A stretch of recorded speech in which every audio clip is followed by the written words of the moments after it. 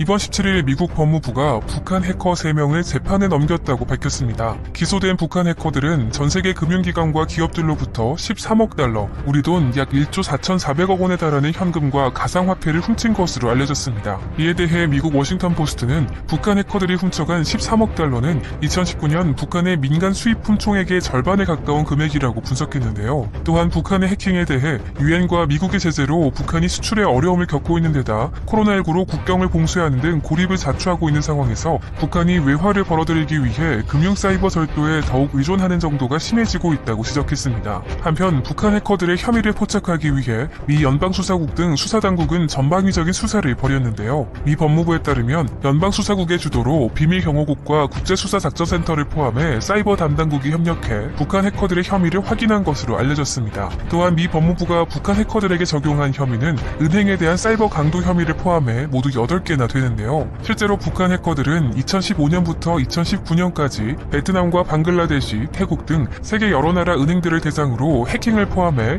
국제은행 간 금융통신협회 명의의 피싱 메시지를 전송하는 수법으로 돈을 빼앗았습니다. 이는 이메일에 악성 코드를 심어 핵심 정보들을 빼내는 전형적인 피싱 수법 중 하나이죠. 게다가 북한은 이 방법을 통해 2016년 3월부터 지난해 2월까지 미국 국방부와 국무부를 포함해 미국 정부와 계약을 맺은 주요 에너지 업체와 항공우주 기업들의 첨단 기술까지 훔치려 한 것으로 드러났습니다. 더욱이 북한은 이에 그치지 않고 전 세계 수백 개에 달하는 가상화폐 거래소들을 공격해 비트코인 등 수천만 달러에 달하는 가상화폐도 훔친 것으로 알려졌는데요. 특히 북한 해커들은 약 830억 원에 달하는 가상화폐를 슬로베니아 소재 가상화폐 거래소에서 몰래 빼앗았고 미국 뉴욕 소재 금융업체에서도 131억 원의 가상화폐를 가로챈 혐의를 받고 있습니다. 이렇게 북한의 사이버 범죄가 날로 증가하는 상황에서 앞서 지난해 10월 존 데머스 전 미국 법무부 차관보도 북한의 사이버 해킹을 강력하게 경고한 바 있는데요. 당시 데머스 전 차관보가 북한에 대해 해킹 능력을 갖춘 나라들 사이에서 독특하게 은행을 해킹해 돈을 훔치는데 그 능력을 사용한다고 지적했던 것입니다. 그러면서 북한 해커 그룹이 2016년 방글라데시 중앙은행 계좌에서 1,100만 달러, 우리 돈 약 970억 원을 훔친 사례를 거론하면서 탈취한 외화는 미사일 부품이나 핵 확산 프로그램에 사용할 품목을 얻는 데 쓴다고 설명했죠. 또한 앞서 로이터 통신 역시 지난 8일 유엔 안전보장이사회 산하 대북제재위원회 연례 보고서 내용을 입수해 지난해 북한과 관련된 해커들이 핵미사일 프로그램을 지원할 수익 창출을 위해 금융기관이나 가상화폐 거래소를 계속 공격했다며 2019년부터 2020년 11월까지 북한의 가상화폐 해킹 규모는 무려 3억 1천만 달러 정도로 추정된다고 전한 바 있습니다. 한편 미국 국무부는 북한 해커들이 자금 마련뿐만 아니라 정권 차원의 복수를 위해서도 해킹을 저질렀다고 설명했는데요. 바로 2014년 김정은 북한 국무위원장에 대한 암살을 주제로 개봉한 영화 인터뷰 상영을 보복하기 위한 것이었습니다. 영화 인터뷰는 북한 김정은 위원장의 인터뷰 기회를 잡은 미국 토크쇼 사회자와 연출자가 미국 CIA의 김정은 암살 지령을 받으면서 벌어지는 소동을 그린 영화죠. 당시 북한은 이 영화가 개봉될 경우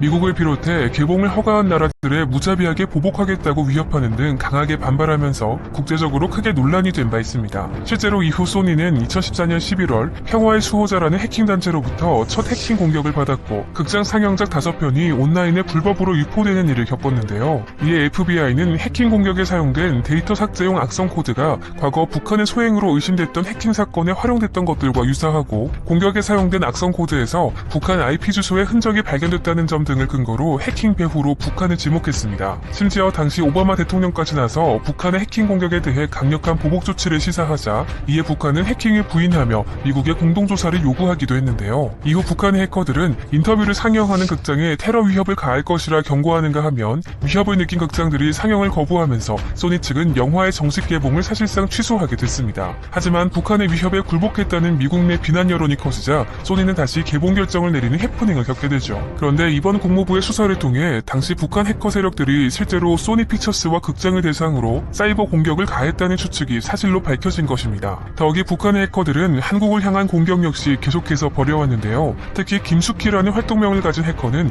2014년 한국 수력원자력을 해킹해 원전 기술을 탈취한 것으로 알려졌고 2019년에는 통일부와 경찰청을 포함해 국내 암호화폐 거래소를 상대로 피싱 공격을 했다는 의혹도 나왔습니다. 게다가 지난해에도 국내 한 보안 기업이 통일교육원 전 직원을 사칭한 사이버 공격과 코로나19 정보로 위장한 악성 메일을 이용해 국제교류단체 등을 해킹하려 한 정황을 발견하고 이에 대한 배후로 김숙희를 지목하기도 했죠. 심지어 이 같은 북한 해커들의 국제적인 활동은 최근 우리 국정원을 통해서도 공개되었는데요. 이번 16일 국정원 국정원이 국회 정보위원회에 출석해 북한이 코로나19 백신과 치료제와 관련된 기술을 탈취하기 위해 공격을 시도했다고 밝힌 것입니다. 최근 해외 언론들도 북한이 코로나19 백신과 치료제를 개발 중인 한국과 미국, 영국 제약회사들을 대상으로 해킹을 시도했다고 보도한 바 있죠. 특히 미국 월스트리트 저널은 북한의 해커가 제넥신과 화이자 그리고 셀트리온과 신풍제약 등 세계 각국의 제약사를 대상으로 해킹을 시도했다고 보도했습니다. 또한 국정원에 따르면 최근 중국과 러시아가 북한에 코로나19 백신을 제공하겠다고 했지만 북한이 이렇다 할 답변을 하지 않고 있다고 알려졌는데요. 결국 일각에서는 중국과 러시아 백신의 안전성에 대해 북한이 의구심을 갖고 있는 것 아니냐는 분석을 내놨습니다. 즉 북한이 사실상 중국과 러시아로부터 백신을 공급받는 것을 거부하면서 한국과 미국 제약사들을 상대로 해킹을 통해 원천 기술을 빼앗으려 했다고 해석할 수 있죠. 게다가 북한은 현재 국제 백신 프로젝트인 코백스 퍼실리티가 배정한 아스트라제네카의 백신 100만 명분을 제공받을 수 있는 상황이지만 아직까지 코백스 퍼실리티로부터 백신을 전달받지 못한 상황인데요. 이에 대해 국정원은 김정은 북한 국무위원장과 그 가족들도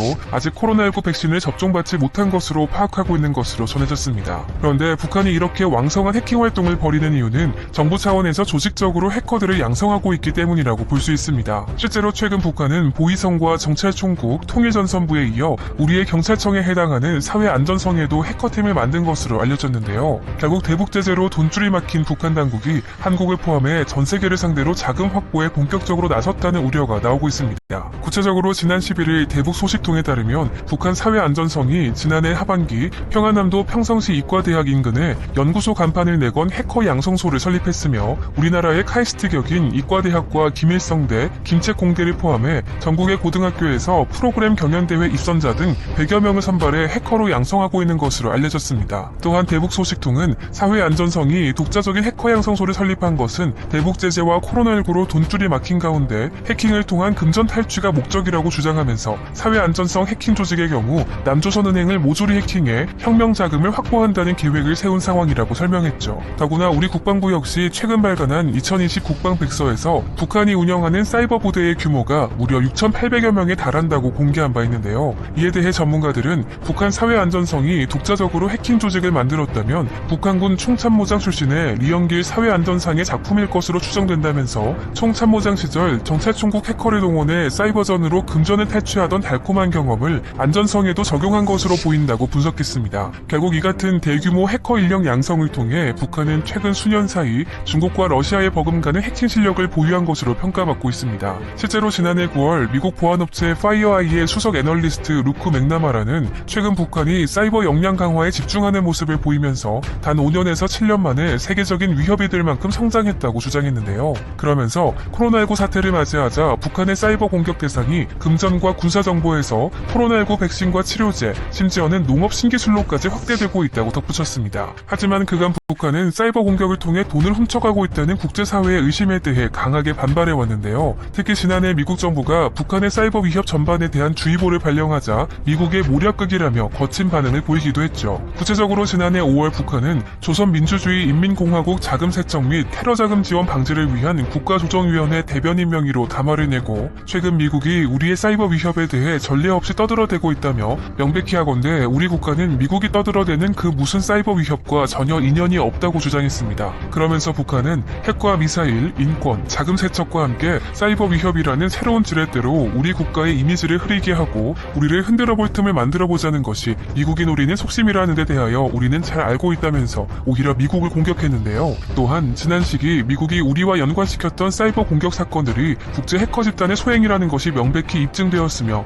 이에 대해 미국 내 전문가들도 공식적으로 인정했다면서 저들의 비위에 거슬리는 나라들에 대해 별의별 험태기와 오명을 뒤집어 씌우기 위해서라면 인류가 창조한 현대 문명까지도 모략과 날조의 창고로 주저없이 도용하고 있는 것이 바로 미국이라고 주장했죠. 한편 북한 해커들을 기소한 미국 국무부의 이번 조치에 대해서 북한은 아직까지 별다른 반응을 보이고 있지 않은 가운데 전문가들은 북한이 과거와 같이 해킹 활동을 전면 부인하면서 미국을 향해 비난을 쏟아낼 가능성이 높다고 전망하고 있습니다. 특히 이번 미국 법무부의 기소가 트럼프 행정부 시절인 지난해 12월 이루어졌지만 바이든 행정부 출범 이후 공개되면서 향후 북미 관계에 어떤 영향을 미칠지도 주목받고 있는데요. 실제로 미 법무부의 북한을 향한 발언은 트럼프 행정부 시절에 비해 수위가 높아진 모습입니다. 바로 이번 7일 존 데머스 법무부 국가안보담당 차관보가 키보드를 사용해 현금 뭉치 대신 가상화폐 지갑을 훔치는 북한 공작원들은 세계의 은행 강도들이라는 강도 높은 비판을 쏟아낸 것이죠. 게다가 북한 해커들의 활동에 대해 네드 프라이스 미국 국무부 대변인 역시 향후 북미 관계에 영향을 미칠 것임을 시사했는데요. 17일 프라이스 대변인이 정례 브리핑에서 대북 정책 검토를 진행하면서 북한의 악의적 활동과 위협을 총체적으로 고려할 것이라며 우리가 주의 깊게 평가하고 주시하고 있는 북한의 악성 사이버 활동도 여기에 포함된다고 밝힌 것입니다. 또한 바이든 행정부도 한국과 일본 정부와 함께 새 대북 정책의 일환으로